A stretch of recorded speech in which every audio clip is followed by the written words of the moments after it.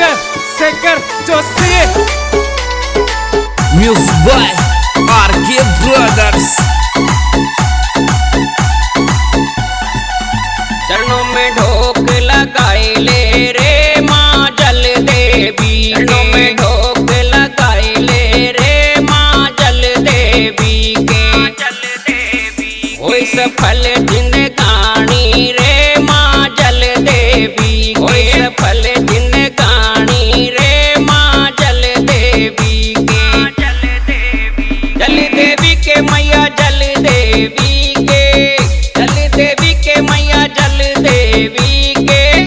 चरणों में ढोक लगाए ले रे माँ जल देवी के। माँ जल देवी के।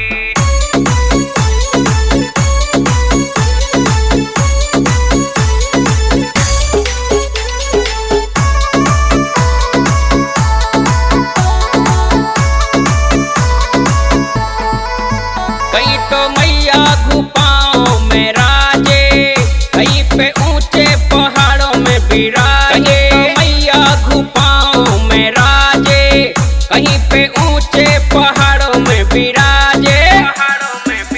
जल में दर्शन कर ले रे माँ जल देवी। चरणों में ढोक लगाए ले रे माँ जल देवी के। चरणों में ढोक लगाए ले रे माँ जल देवी। होई सफल जिंदगानी रे माँ जल देवी के।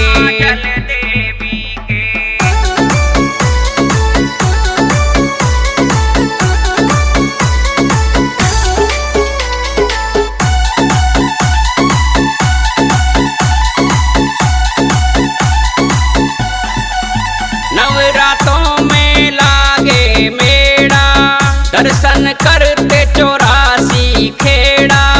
नवरातों में लागे मेड़ा, दर्शन करते 84 खेड़ा। 84 खेड़ा कर ले सेवा पानी रे चल जल देवी के।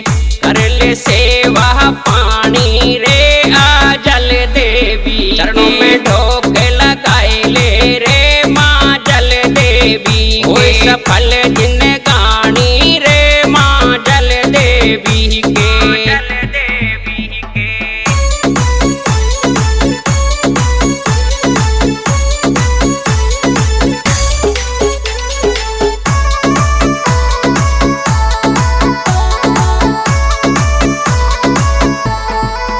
जो भी है दुनिया में सबसे हारा, मैया बनती उसका सहारा। जो भी है दुनिया में सबसे हारा, मैया बनती उसका सहारा।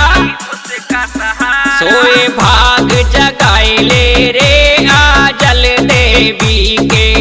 सोए भाग जगाए ले रे माँ जल देवी। चरणों में ढोक लगाए ले रे माँ जल देवी के। होई सफल जिंदगानी रे माँ जल देवी के।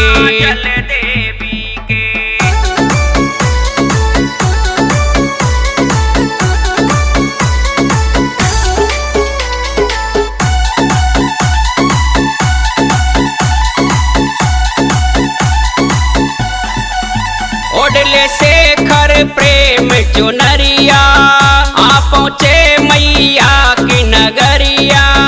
ओडले शेखर प्रेम चुनरिया, आ पहुँचे सासेरा नगरिया। मैया की महिमा गाए ले रे माँ जल देवी के। होई सफल जिंदगानी रे माँ जल देवी के। चरणों में ढोक लगाए ले रे माँ जल देवी के। होई सफल जिंदगानी रे